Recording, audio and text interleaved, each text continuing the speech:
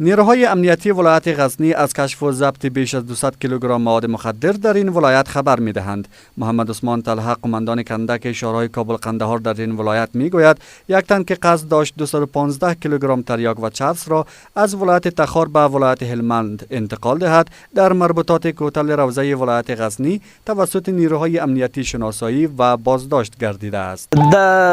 د تخار ولایت څخه د هلمند ولایت ته انتقالیدلو چې د غزنی ولایت د کوتل مجاهدینو د لوی لارې ساتونکو مجاهدینو په ډیر ځیرکتیا او په ډیر مهارت سره د غزنی کوتل کې گرفتار کړلو او 215 کیلو تریاک دی او 2 پاکټ چرس دی چې هغه 1 کیلو و 80 ګرام دی. په تړاو یو کس گرفتار شوی ده او یو موټر سوزکای موټر ورسره گرفتار شوی ده. در همین حال منصوبین امنیتی شورای کابل قندهار در این ولایت از امنیت کامل در مسیر شورا اطمینان داده و از مبارزه جدی با قاچاق مواد مخدر خبر می‌دهند.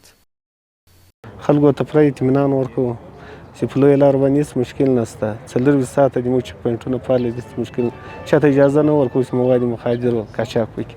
قابل ذکر است که منصوبین امنیتی ولایت غزنی چند پیش نیز از قاچاق 60 کیلوگرم تریاک در این ولایت جلوگیری کرده بودند که در پیوند به آن 2 تن بازداشت گردیده بود.